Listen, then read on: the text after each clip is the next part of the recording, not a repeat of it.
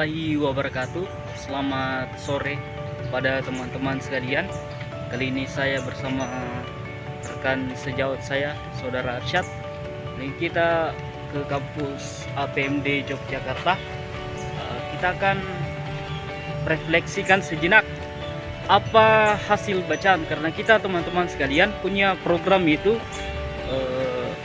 mulai sekarang kita harus menggiatkan literatur, menggiatkan literasi, daya nalar kita terus dikembangkan.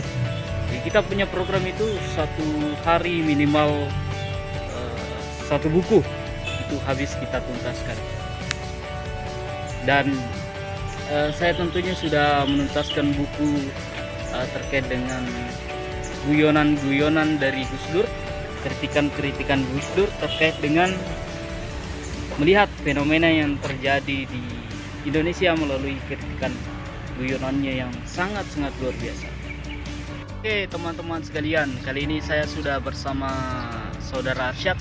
Katanya Saudara Arsyad ini sudah membaca satu buku, yaitu terkait dengan rahasia cara belajar.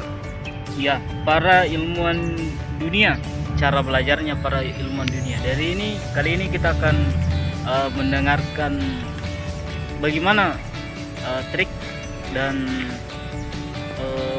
proses-proses yang dilakukan oleh para ilmuwan dunia, tentunya dalam kacamata sudut pandang hasil bacaan dari Saudara Arsyad ini. Baik teman-teman, kita ketemu kembali di podcast ini.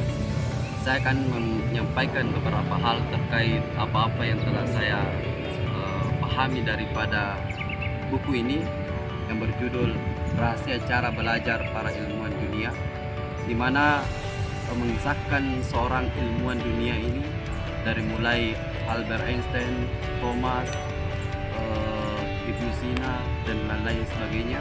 Itu kemudian memiliki banyak hal-hal rintangan yang telah mereka lewati, termasuk keterbatasannya dari segi ekonomi, keterbatasannya dari segi berperilaku. Artinya banyak orang yang kemudian memandang prosesnya mereka ketika menuntut ilmu, mendalami sebuah kefokusan daripada trik-trik mereka dalam meningkatkan intelektual dan spiritual mereka, realitas, dan kemudian ia berdialog dengan dirinya sendiri. Jadi itu dicap oleh orang pada umumnya bahwa dia itu gila, padahal sedang berdialog dengan pikiran. Jadi itu memang semakin berilmu, orang-orang dikatakan semakin gila. Gila dalam artian ini adalah bukan otaknya yang miring, tapi otaknya kemudian berdaya, bernalar, dan kemudian mengembangkan keilmuan itu tentunya. Jadi itu terkait dengan pandangan dari hasil bacaan dari Saudara Arsyad tentunya. Terus sekalian, jadi saya tertarik dengan buku, jadi tulisan ataupun guyonan-guyonan Gus Dur, itu saya tertarik. Jadi akhirnya saya membaca beberapa cerita dari Gus Dur. Jadi Gus Dur sendiri diketahui merupakan mantan Presiden Republik Indonesia yang sangat demokratis. Beliau kemudian melihat Indonesia ini bukan dilihat dari segi kekerasan, akan tetapi dilihat dari kebijaksanaan. Jadi dalam guyonan dari Gus Dur ini, dia kemudian menuliskan bahwa ada yang paling menggelitik sebenarnya, ada 3 kepala negara yang kemudian menghadap sama Tuhan, yakni Amerika, Prancis, dan Indonesia. Presiden Amerika itu menghadap kepada Tuhan, berdoa kepada Tuhan, kapan Amerika Serikat itu akan makmur.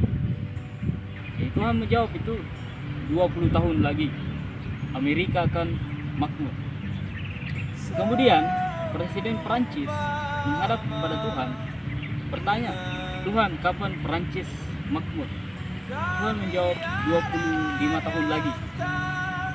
Kemudian Gus Dur menghadap sama Tuhan, dia bertanya, Tuhan, kapan Indonesia makmur? Tuhan tidak menjawab, malahan Tuhan yang menangis. Nah, di sini sebuah kontroversi menimbulkan bahwa memang secara realitas bahwa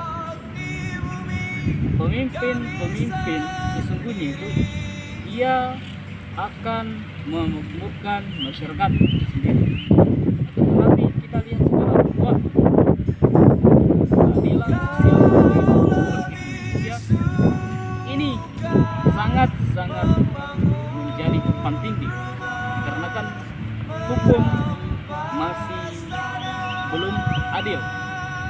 Kita bisa melihat bahwa dua peristiwa besar, di mana peristiwa istri dari pelaku penembakan Brigadir J, yaitu Sambo, itu kemudian tidak ditahan karena dia memiliki seorang anak bayi.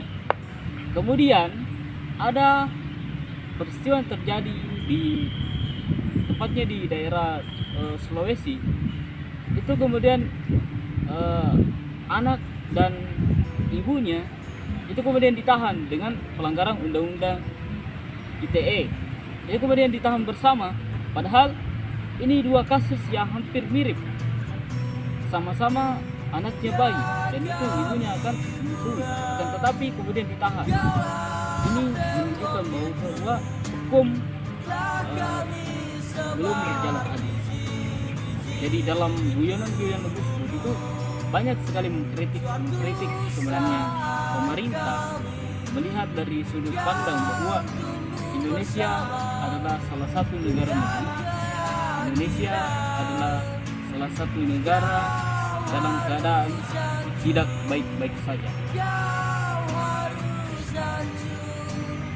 Teman-teman sekalian, jadi itu tadi beberapa cerita refleksi sedikit dari buku hasil bacaan dari saya dan saudara Syaf. Jadi dalam melihat sebuah dinamika, dalam melihat sebuah keadaan, tentunya kita harus mengasah nalar kritis kita. Teman-teman sekalian, ketika ingin mengkritik pemerintah, tentunya teman-teman harus